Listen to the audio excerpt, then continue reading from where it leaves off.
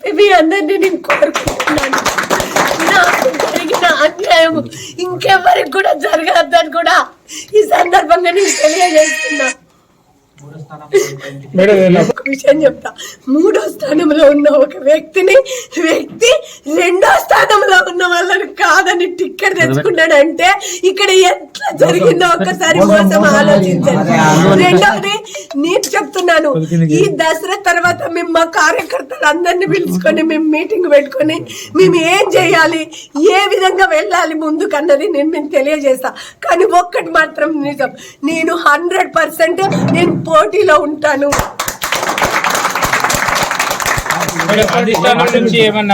సేవ ఎలా చేశానంటే నిజంగా మామూలు సేవ చేయలే.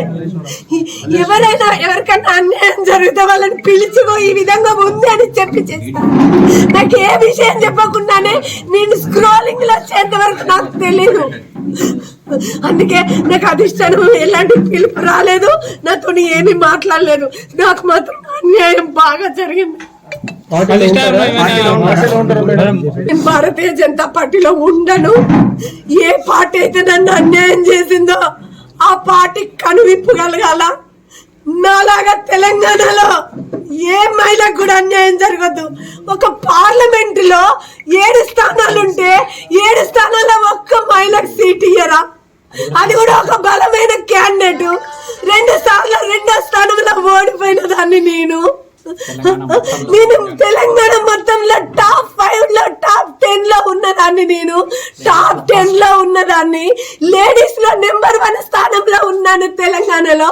అలాంటి నాకు ఇంత అన్యాయం చేయడం న్యాయమా అని నేను అడుగుతున్నాను భారతీయ జనతా పార్టీని. ఇవాళ ఈరోజు నేను భారతీయ జనతా పార్టీని నమ్ముకొని నేను ఇన్ని రోజులు పనిచేశాను. నా శక్తి మొత్తం పోయే వరకు నేను పనిచేశాను. నాకు మాత్రం చాలా అన్యాయం జరిగింది. నాకు ఏడవాలని కాదు, నేను ఏడవద్దు అనుకున్నా కూడా నాకు ఏడుపు వస్తుంది. ఎందుకంటే నేను పార్టీని నరాల్లో నా జీన్స్ ప్రతి చోట ఇవాళ భారతీయ జనతా పార్టీ అనే నేను ఉంది. నేను ఎక్కడ పోయినా చిన్న పిల్లలు నన్ను చూడగానే జై శ్రీరామ్ జై శ్రీరామ్ అంటారు, లేదా భారత్ మాతాకి జై అంటారంటేనే రమాదేవి అంటే బీజేపీ అంటే రమాదేవి అనే ఒక ముద్ర భావన ప్రతి ఒక్కరిలో ఉంది. 80 సంవత్సరాల ముసలాలు కూడా నన్ను అడుగుతున్నారు, అమ్మ నీకు అన్యాయం జరిగింది అని. అందుకే నన్ను ఈసారి మాత్రం ఆశీర్వదించండి. నేను ఎట్టి పరిస్థితుల్లో నేను పోటీ చేస్తాను. భారతీయ జనతా పార్టీలో మాత్రం నేను ఉండను. ఎందుకంటే నాకు అన్యాయం చేసింది, మామూలు అన్యాయం చేయలే. నిన్నగాక మొన్న 6 నెలల కింద వచ్చిన వాళ్ళను ఇవాళ టికెట్ ఇచ్చి 10 ఏళ్ల నుండి సేవ చేసిన నాకు స్థానంలో వచ్చి 2 సార్లు అధ్యక్ష పదవిలో ఉండి కూడా ఇవాళ నాకు టికెట్ రాలేదు అని చెప్పుకోవడానికి కూడా నాకు చాలా బాధగా ఉంది.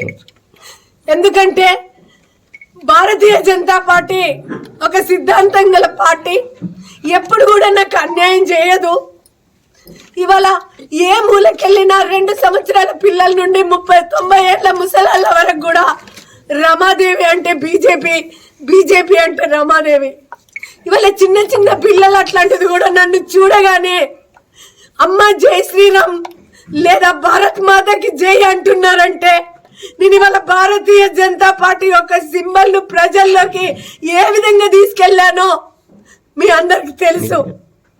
ఇవాళ టికెట్ వస్తుందని చెప్పి చివరికి వచ్చేసరికి ఒకేసారి టికెట్ రాలేదని చెప్పేసరికి నిజంగా కూడా నేను ఇప్పటి వరకు కూడా షాక్ నుండి తేరుకోలేదని చెప్పి మీకు తెలియజేస్తున్నా. ఏ అన్యాయం అయితే నాకు జరిగిందో నేను కూడా అన్యాయాన్ని ఎదుర్కోవడానికి రెడీగా ఉన్నాను.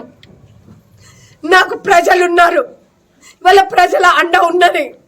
ఇవాళ కార్యకర్తలు ఏనాడు కూడా వాళ్ళకి నేను రూపాయి ఇవ్వకున్నా కూడా ఇవాళ నా ఎంట కార్యకర్తలు మేమున్నాం అమ్మ అని నా ఎంట ఉన్నారు. అలాంటి కార్యకర్తలు ఉన్నందుకు నిజంగా కూడా నేను నా జన్మ ధన్యమైందని చెప్పి నేను మీకు తెలియజేస్తున్నా. నా కుటుంబాన్ని వదిలి, నా పిల్లల్ని వదిలి, నా భర్త అందరు అక్కడ వ్యాపారం చేస్తుంటే నేను బయటలో ఉంటూ 24 గంటలలో నేను 7 గంటలు పడుకున్నాను కానీ మిగతా గంటలు కూడా నేను ప్రజాసేవ కోసము, పార్టీ కోసమే నేను కష్టపడ్డాను. ఇవాళ నేను 24 గంటల్లో 8 గంటలు నేను ఇంట్లో ఉన్న, మిగతా గంటలు కూడా నేను కార్లో ఎప్పుడు తిరుగుతూనే, ఎప్పుడు కూడా కష్టము సుఖము ఏదొచ్చినా కూడా నేను వెళ్తూ ఉండేదాన్ని. అలాంటి నాకు ఇవాళ భారతీయ జనతా పార్టీ నాకు అన్యాయం చేసింది. ప్రజల మహిళకు తెలుసు, అమ్మా ఈసారి నువ్వు టికెట్ తెచ్చుకో, ఇవాళ నిన్ను నేను గెలిపిస్తాము, నువ్వు బక్క పడ్డావు, నువ్వు నల్లగా అవుతున్నావు, నువ్వు రంది పెట్టుకోక బిడ్డ, మేమున్నామని చెప్పి నా వెనుక ఉన్నారు ప్రజలు. ఇవాళ ఎవరి కోసం అయితే నేను ఈ నియోజకవర్గంలో ఉంటున్నాను, ఏ ప్రజల యొక్క డెవలప్మెంట్ కోసం నేను ఇక్కడ ఉంటున్నాను, ఏ కార్యకర్తల కోసం నేను ఇక్కడ ఉంటున్నాను, అలాంటి ప్రజలందరూ నన్ను ఆశీర్వదించాలని నేను కోరుకుంటున్నా. ఇవాళ నియోజకవర్గంలో ఉన్న మహిళలే కాదు, పురుషులు కూడా నన్ను అన్నదమ్ముల్లాగానే, అక్క చెల్లెల్లాగానే నన్ను చూసుకుంటారు. అలాంటి ఇవాళ ప్రజలు నాకు ఆశీర్వాదం ఇవ్వండి. మీ ఆశీర్వాదం ఉంటే ఎట్టి పరిస్థితుల్లో నేను పోటీ చేస్తాను. ఏ విధంగా పోటీ చేస్తాను అనే కార్యాచరణ నేను తర్వాత చెప్పడం జరుగుతుంది, కానీ 100% నేను పోటీలో ఉంటాను. ఇవాళ ప్రజలందరూ కూడా నన్ను ఆశీర్వదించి ఓటేసి గెలిపియండి. నీతికి న్యాయానికి మేము అండ ఉన్నామని చెప్పండి. నీతి న్యాయం కోసం నేను పోరాటం చేశాను, ప్రజల కోసం నేను పోరాటం చేశాను, ప్రజల యొక్క న్యాయం కోసం నేను పోరాటం చేశాను. కాబట్టి ఆ ప్రజలు నన్ను ఆశీర్వదించండి.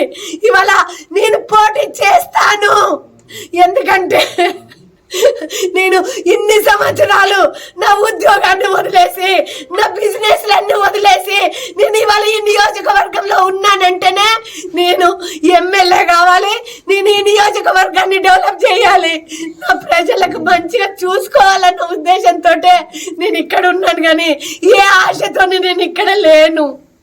అందుకోసమే నేను బుధాన్ నియోజకవర్గ ప్రజలందరినీ కోరుకుంటున్నా, ఇవాళ నన్ను మీ పుట్టింటి బిడ్డగా చూసుకోండి, ఇవాళ మీ అక్క చెల్లెలుగా చూసుకోండి, మీ తల్లిలాగా భావించండి. ఏది ఏమైనా నేను పోటీలో ఉంటా కాబట్టి మీరు నన్ను, నా రూమ్ నిండా భారతీయ జనతా పార్టీ జెండాలు కండువలు పెట్టుకున్నా నేను. అందుకే నాకు పార్టీ వీడాలని లేదు, కానీ పార్టీ నాకు చేసిన అన్యాయానికి నేను మాత్రం పార్టీ వదిలిపెడతాను. నిన్న అధ్యక్ష పదవికి కూడా నేను రిజైన్ చేస్తాను. ఓడిపోయినప్పుడు కూడా నేను ఇలా ఏడవలేదు, కూడా 2 సార్లు ఓడిపోయినా నేను ఏడవలేదు. నేను ఫైనాన్షియల్ గా నష్టపోయాను 2-3 విషయాలలో, అయినా కూడా నేను ఒక్కరోజు కూడా బాధపడలే. కానీ ఇవాళ నన్ను పార్టీ మోసం చేసింది, నాకు కదా వాళ్ళు వచ్చింది. ఇన్ని రోజుల పార్టీ ఎందుకు గుర్తు రాలేదు వీళ్ళకి? నేను తిరిగినప్పుడు పార్టీని చూసి నవ్విన వాళ్ళు కదా, ఇవాళ ఎట్లా పార్టీ గుర్తొచ్చింది?